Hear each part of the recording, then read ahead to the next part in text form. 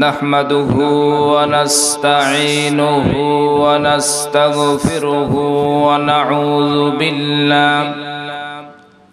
ونعوذ بالله من شرور أنفسنا ومن سيئات أعمالنا من يهده الله فلا مضل له ومن يضلله فلا هادي له ونشهد أن لا إله إلا الله وحده لا شريك له ونشهد أن سيدنا وحبيبنا ومولانا محمدا عبده ورسوله الذي أرسله بالحق بشيرا ونذيرا وداعيا إلى الله بإذنه وسراجا منيرا فقد قال الله سبحانه وتعالى في كلامه المجيد وفرقانه الحميد أعوذ بالله من الشيطان الرجيم بسم الله الرحمن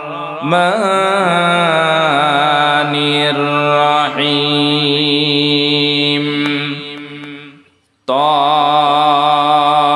طاسيم ميم تلك آيات الكتاب مبين نتلو عليك من نبأ موسى وفرعون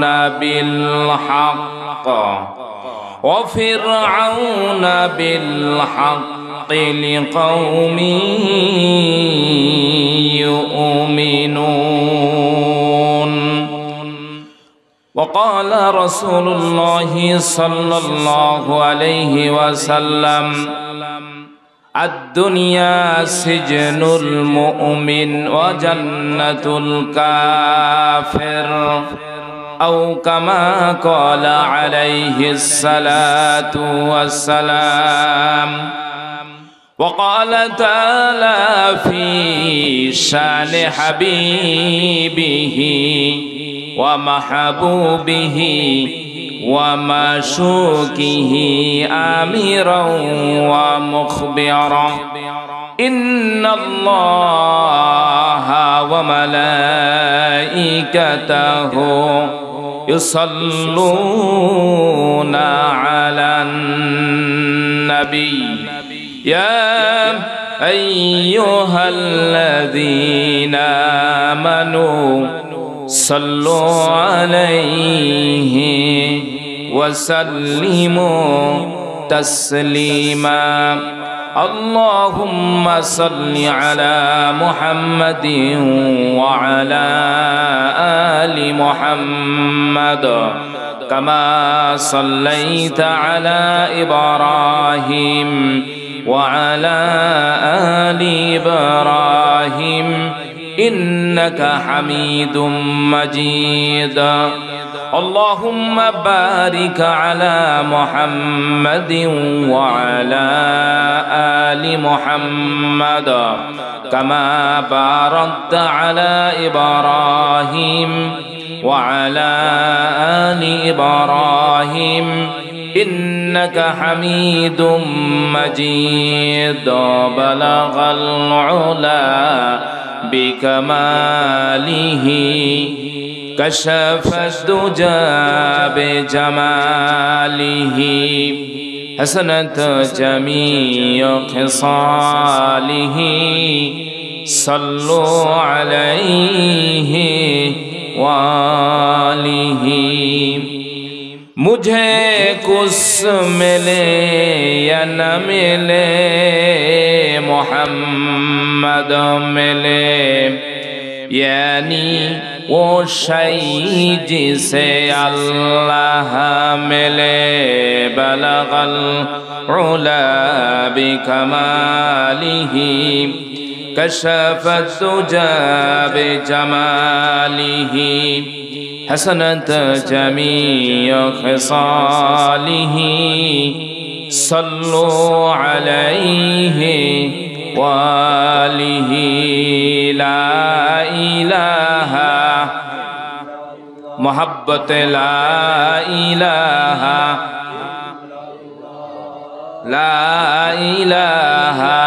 इल्लल्लाह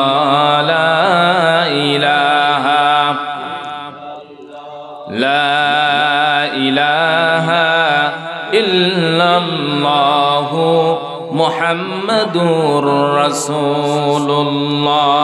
সকলেই পড়ছি সাল্লাল্লাহু আলাইহি ওয়াসাল্লাম।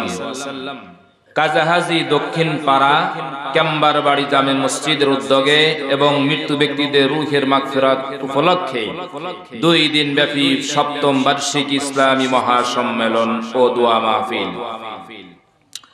2 দিন ব্যাপী ইসলামী মহাসম্মেলনের আখেরি দিবস সকলেই একযোগে শুকরিয়া জ্ঞাপন করছি, সকলেই পড়ছি আলহামদুলিল্লাহ। লাখো কোটি দরুদ ও সালাম সাইয়্যিদুল মুরসালিন খাতামুন নবিয়্যিন, যিনি নবীদের নবী, সাইয়্যিদুল আম্বিয়া, সাইয়্যিদুল মুরসালিন, ইমামুল মুরসালিন, খাতামুন নবিয়্যিন নবী মুহাম্মদুর রাসূলুল্লাহ। সকলেই পড়ছি সাল্লাল্লাহু আলাইহি ওয়াসাল্লাম। মুহতারাম হাজিরিন, কোরআনে কারীম থেকে যেহেতু আপনারা ওখানে লিখেছেন তাফসীরুল কোরআন মাহফিল, ইনশাআল্লাহুল আজিজ যতটুকু সময় পাই তাফসীরের হাইসিয়াতেই আপনাদের শোনাবো ইনশা, আরো জোরে ইনশা আল্লাহ। এর ভিতর যেটা আমাদের করণীয় সেটা করব এবং যেটা বর্জনীয় সেটা ছেড়ে দেব। আপনাদের শানে সূরাতুল কসাস এর শুরু দিয়ে 3টি আয়াতে কারিমা আপনাদের শানে তেলাওয়াত করেছি। এই সূরাটি নাজিল হয়েছে মক্কি জীবনের সর্বশেষ সূরা। মক্কি জীবনের সর্বশেষ সূরা সূরাতুল কসাস। কথিত আছে রাসূল করিম যখন মক্কা থেকে বের হয়ে হিজরতের উদ্দেশ্যে মক্কা থেকে বের হয়ে জুহফা নামক স্থানে পৌঁছলেন, এর মাঝামাঝি স্থানে এই সূরা কসাস আল্লাহ পাক নাজিল করলেন। এর একটি শানে নুজুল আছে, আসবাবে শানে নুজুল বলা হয়, যে প্রেক্ষাপটে এই সূরাটি নাজিল হয়েছে। রাসূল করিম নিজের স্বদেশ মায়ের দেশ জন্মভূমি থেকেও ওনাকে হিজরত করতে হয়েছে। হিজরতের সর্বশেষ সূরা। নবী আলাইহিস সালাম হিজরতের রাতে যখন হিজরত করবেন চিন্তা করলেন আমি মক্কার জমিন থেকে চলে যাব, সর্বশেষ 2 রাকাত নামাজ পড়ে আসি কাবা শরীফে গিয়ে। তখন কাবা শরীফের চাবি ছিল উসমান ইবনে তালহার হাতে। ও খেয়াল করে বুঝতে হবে, উসমান ইবনে তালহার হাতে ছিল কাবার চাবি। নবী আলাইহিস সালাতু ওয়াস সালাম তিনি সর্বশেষ নামাজ আদায় করার লক্ষ্যে তিনি বাইতুল্লাহ আল্লাহর ঘরের নিকটে চলে গেলেন। উসমান ইবনে তালহার কাছে বললেন, ভাই উসমান ইবনে তালহা, খানা কাবার চাবিটা দিয়ে হাতিমে কাবার গেটটা দরজাটা একটু খুলে দিলে জীবনের হিজরতের সর্বশেষ 2 রাকাত নামাজ মসজিদে হারামে আদায় করে গেলে আমার মনটা ভালো হইতো। উসমান ইবনে তালহা বলল, যতটুক পর্যন্ত এসেছো আর সামনে আসার দরকার নাই, এখান থেকে ফিরে যাও, নামাজ পড়ার আর সুযোগ নাই। নবী আলাইহিস সালাম বললেন, কাবার সাথে আমার অনেক সুন্দর আচরণ হয়েছে, কাবার মাটি আমার শরীরে আছে, কাবার চত্বরে আমার বসা উঠা শোয়া সব আছে, আমাকে 2 রাকাত নামাজ পড়ার সুযোগ করে দাও। উসমান ইবনে তালহা বলল, চাবি দেওয়ার সুযোগ নাই, নামাজেরও সুযোগ নাই। নবী আলাইহিস সালাম বললেন, আমি লম্বা সময় এখানে দেব না, 2 রাকাত নামাজ পড়তে আমার যতটুকু সময় লাগে এতটুকু সময় আমাকে দিলে 2 রাকাত নামাজ আমি পড়ে নিতাম। উসমান ইবনে তালহা বলল, মোটেও সম্ভব নয়। নবী আলাইহিস সালাম তখন বললেন, যদি আমি কখনো রাজার বেশে এই দেশে আসি উসমান ইবনে তালহা, তখন চাবিটা দিবা আমার কাছে? উসমান ইবনে তালহা বলল, সিরা খেতার নিচে ঘুমিয়ে আকাশের চাঁদ ধরার চিন্তা করা এটা চরম তোমার ভুল। তোমার ঘরে তুমি এতিম, তোমার ঘরে তোমার দাদা খাওয়াইলে তুমি খাও, তোমার চাচারা খাওয়াইলে তুমি খাও, তুমি কিভাবে এ কথা বললে? যদি কোনোদিন রাজার বেশে ফিরে আসি চাবি কি দিবা? এটা কি সম্ভব? অসম্ভব। ছোট হাত নিয়ে চাঁদ ধরার চিন্তা করার দরকার নাই।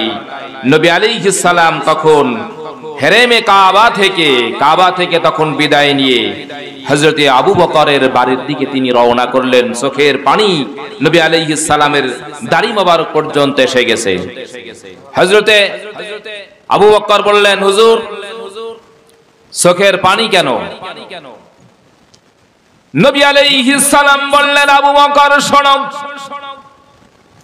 খানায়ে কাবার সাথে আমার অনেক মহব্বত ছিল, আমিও খানায়ে কাবাকে ভালোবেসেছি, খানায়ে কাবা আমার ভালোবেসেছে। আবু বকর হিজরতের পরোয়ানা জারি হয়েছে, আমার আপন মায়ের দেশেও আমার থাকা সম্ভব হলো না, আমি বিদায় হয়ে চলে যাচ্ছি, কিন্তু আমার অন্তরটা খানায়ে কাবার সাথে আছে। বলুন তো, অন্তরের এই কথা আমার আল্লাহ জানেন কি জানেন না? ইন্নাল্লাহা আলিমুম বিযাতিস সুদূর, আল্লাহ অন্তরের সব খবর জানেন। এরপর হিজরতের লক্ষ্য নিয়ে যখন তিনি বের হলেন, যখন হচ্ছে জুহফা নামক স্থান এবং মক্কার মাঝামাঝি, এই সূরার কিছু আয়াত আল্লাহ পাক তথা সূরা নাজিল করে নবী আলাইহিস সালামকে সান্ত্বনা দিলেন। নবী, এই সূরা যখন নাজিল হলো তখন নাজিলের এই আয়াত, এই সূরা এর ভিতর কিছু কিছু আয়াত এমন রয়ে গেছে যে দুর্বল যারা তাদেরকে আল্লাহ পাক একদিন ক্ষমতায় আনবে, এখানে এই সূরার ভিতর তার শিক্ষণীয় রয়ে গেছে। এই জন্য নবী আলাইহিস সালাম চোখের পানি মুছলেন আর বললেন, আবু বকর চলো হিজরত করে আমরা চলে যাই। সুবহানাল্লাহ পড়লেন না? এটা হলো এই সূরার শানে নজুল। এতটুকু আপনারা বুঝলেন কিনা? এতটুকু বুঝে আসছে আপনাদের ইনশাআল্লাহ? এটা হলো এই সূরার শানে নজুল। এই সূরার ভিতর আসবে মুসা এবং ফিরাউনের আলোচনা। আপনারা জানেন মুসা ছিল হকের উপর, ফিরাউন ছিল বাতিলের উপর। হক বাতিল শুধু আমাদের এই জামানায় তা নয়, হক আর বাতিল শুরু থেকেই চলে আসছে এবং চলতেই থাকবে। হক আর বাতিল পূর্বেও ছিল, এখনো আছে, ভবিষ্যতেও থাকবে। হক আর বাতিল, যদি বাতিল না থাকে তাহলে হকের দাম থাকে না। এজন্য বাতিল আছে, হক আছে, হক আছে, বাতিল আছে। মুসা আলাইহিস সালামের সময় বাতিল ছিল, তখন ফেরাউন ছিল বাতিল, আর মুসা আলাইহিস সালাম ছিলেন হক। আল্লাহ রাব্বুল আলামিন বললেন এই সূরার ভিতর মুসা এবং ফিরাউনের বিস্তারিত আলোচনা আমি আল্লাহ রাব্বুল আলামিন বিল হক্কে, পরিপূর্ণভাবে, সত্যভাবে, বিস্তারিতভাবে আমি এখানে বর্ণনা করব। তাহলে আপনারা এখান থেকে একটু প্রথমে বুঝে নেন যে মুসা আলাইহিস সালাম তিনি ছিলেন হকের উপর আর ফিরাউন ছিল বাতিলের উপর। এই হক আর বাতিলের দ্বন্দ্ব এখানে আছে এই সূরার প্রারম্ভেই তার কিছু আলোচনা আল্লাহ পাক নিয়ে আসছেন। ইনশাআল্লাহ আপনারা একটু শক্ত হন এবং কানটা আমার দিকে খুব খেয়াল করে দিবেন। আমি ধারাবাহিকতার সাথে আস্তে আস্তে আলোচনা শুরু করব ইনশাআল্লাহ। আরো জোরে পড়ি ইনশাআল্লাহ। আমার কথা একটু ঘনও হবে না, আবার পাতলাও না, মাঝামাঝি, যাতে সকলের বুঝতে সুবিধা হয়। পড়ুন আমার সাথে, আউযু বিল্লাহি মিনাশ শাইতানির রাজিম, বিসমিল্লাহির রহমানির রহিম, তাসিম মিম। ফাঁকা ফাঁকা হরফ কোরআনে কারীম, এই হরফগুলিকে বলা হয় হুরুফে মুকাত্তা বা হুরুফে মুকাত্তাআত।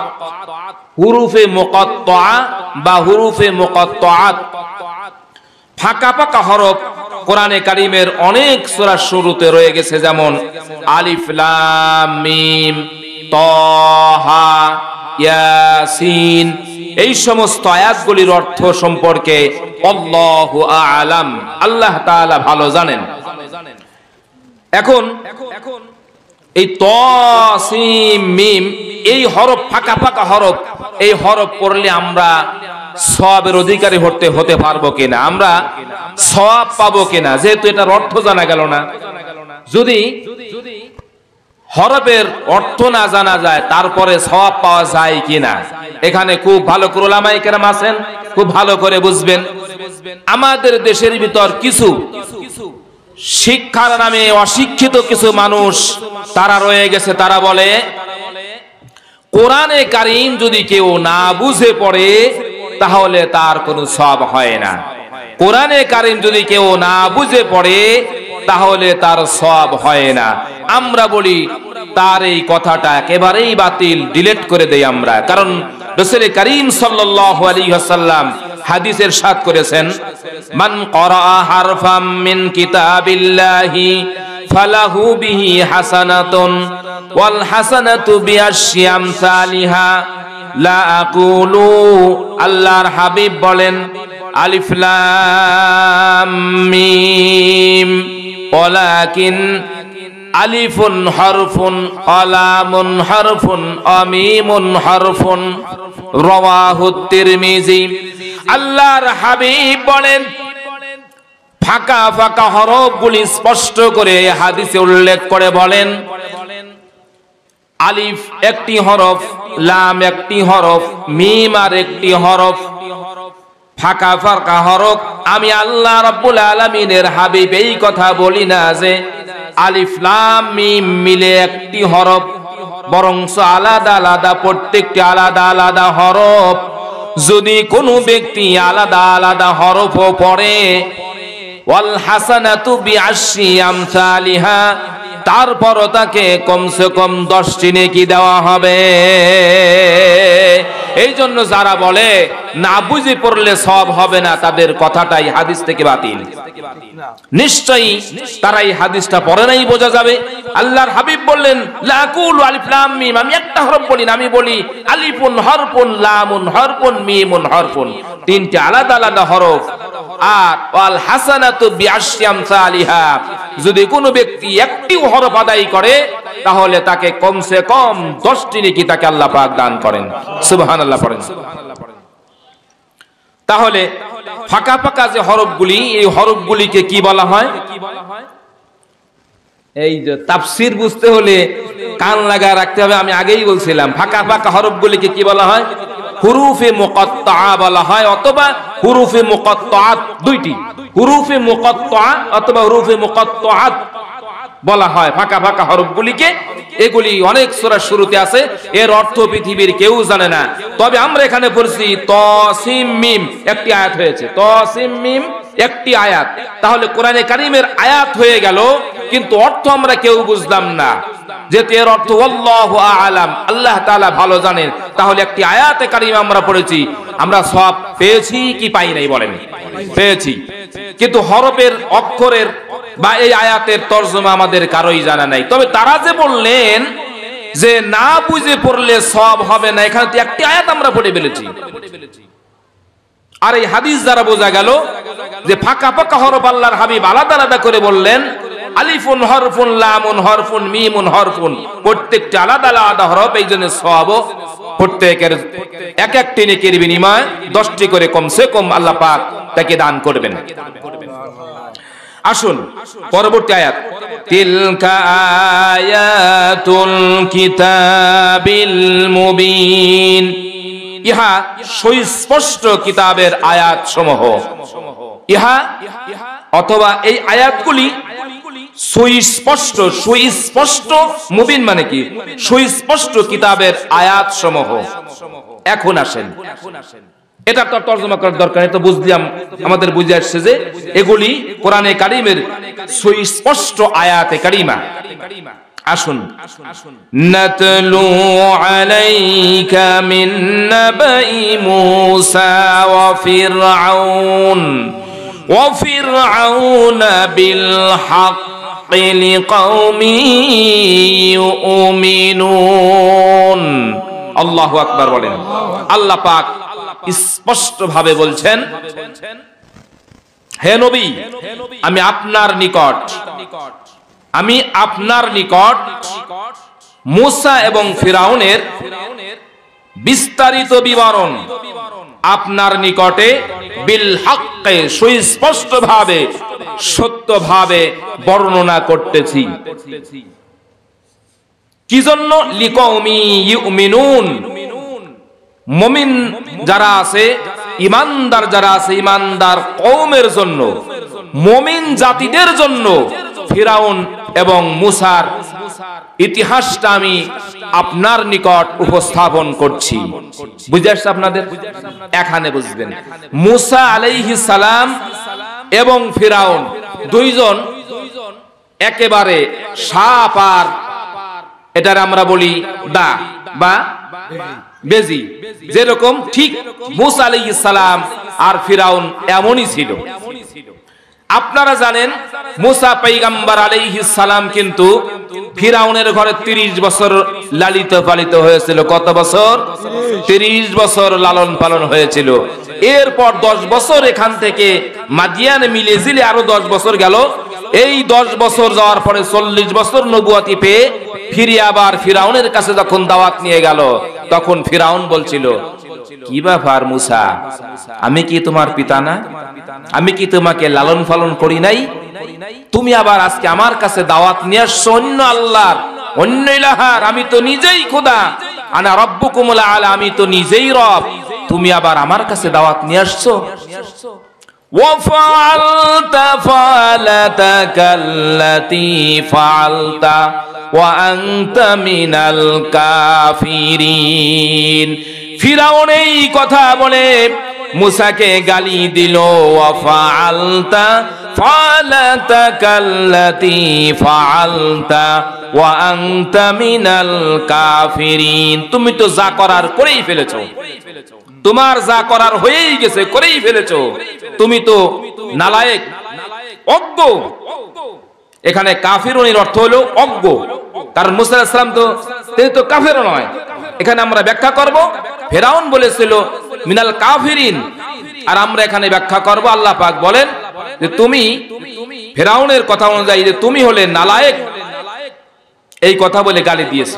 আসুন, জীবনে নবুয়তি পাওয়ার পরে ফিরাউন যতদিন ছিল মূসা পয়গম্বরকে শান্তি দেন নাই। কি করেন নাই?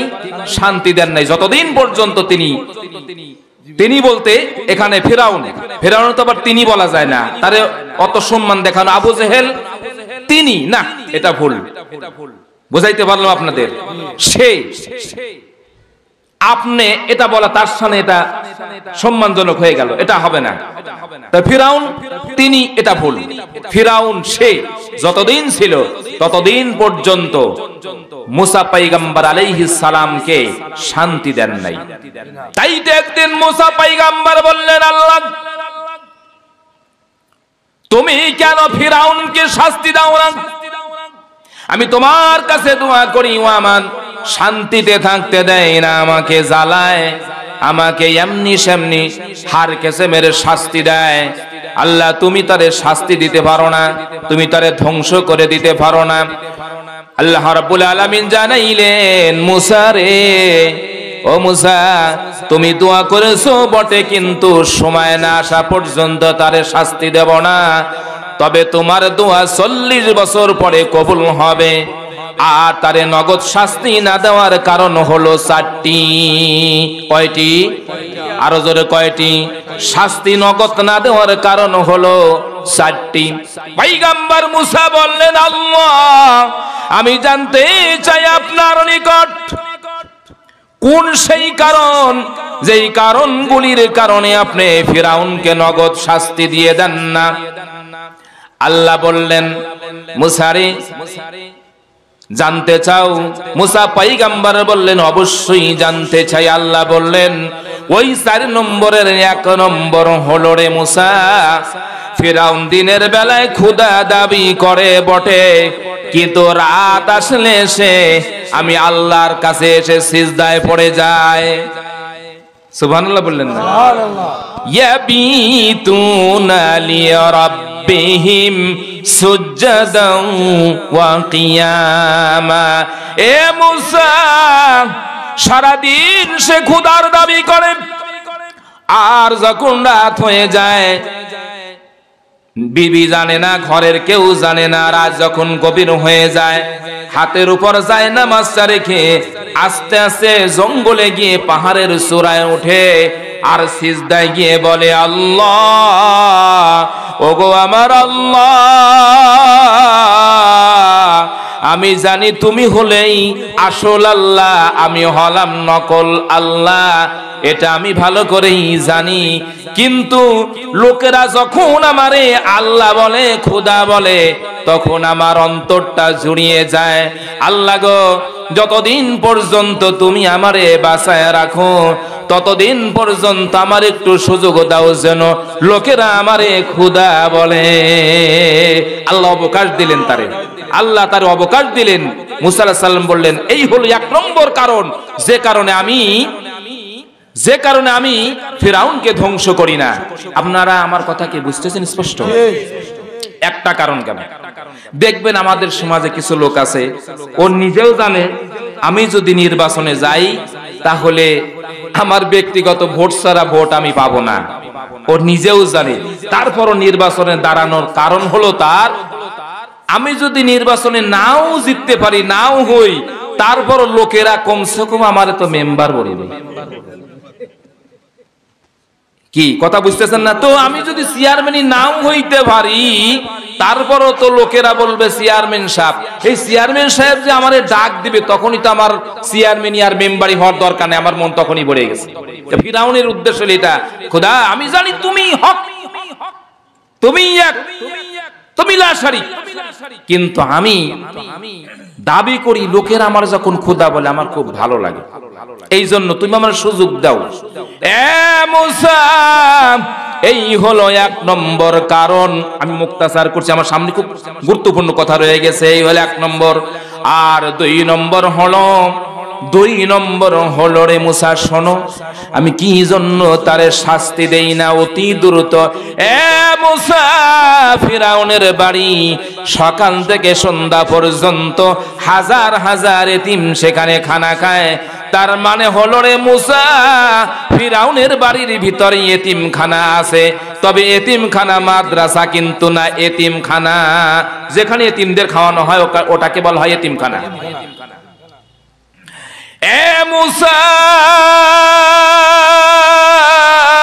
মুসারে, এই কারণে আমি আল্লাহ ওকে শাস্তি দেই না, কারণ এতিমরা খাওয়া দাওয়া করে যাওয়ার সময় দোয়া করে যায়, আল্লাহ কিছুদিন ফিরাউনের আরো সুযোগ দাও, ফিরাউন যদি চলে যায় আমরা এতিমরা কার কাছে যাব, আমাদের কে খাওয়াইবে?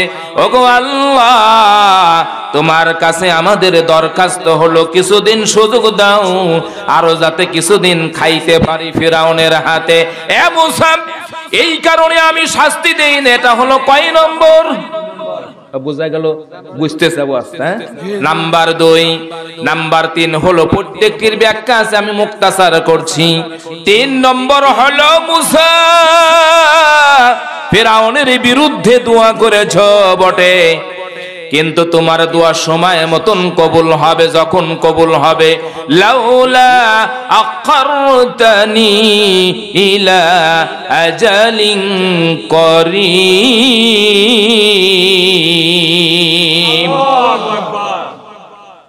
যখন সময় এসে যাবে তখন ছাড়ব না, কিন্তু আমি অবকাশ দিচ্ছি। তার 2 নম্বর কারণ হলো রে মুসা, মুসা পয়গম্বর শুনে রাখো, ফিরআউনের ঘরে একজন বৃদ্ধা মা রয়েছে। ফিরআউনের বাপ নাই বটে, কিন্তু ফিরআউনের একজন বৃদ্ধা মা আছে তার ঘরে। ফিরআউন এমনি তেমনি যাই করুক, কিছু লোক দেখবেন শয়তানের খাড়া, শয়তানের মাস্টার, কিন্তু কিছু কিছু কাজ এত সুন্দর ভালো করে, যার কারণে ভালো মানুষও তার সাথে ওই আচরণে পারে না। আছে না নাই? মাথা ঝাঁকি দেওয়া লাগবে। কিন্তু আজ ওয়াজটা কিন্তু করা, লোকটা খুব খারাপ, জনগণও জানে, কিন্তু কখনো যদি তার কাছে কেউ হাত পাতে ফেরত দেয় না তারে, এরকম কিছু মানুষ আছে। মুসলমান ভাইরা আমার, হ্যাঁ পিছনে জায়গা আছে, সামনেও জায়গা আছে। এখন আপনারা নির্বাচন করেন, পিছনে বসবেন না সামনে বসবেন। সামনেও আছে পিছনেও আছে। আমরা দেখি জানাজার নামাজ যখন চলে আসে আমাদের সামনে, প্রথম কাতারে জায়গা পাওয়া যায় না, আর নামাজের বেলা সবচেয়ে শেষে এসে হাজির হয়। তার মানে এখানে 2 জায়গায় কিন্তু আছে, 2 জায়গার ভিতর কিন্তু আছে।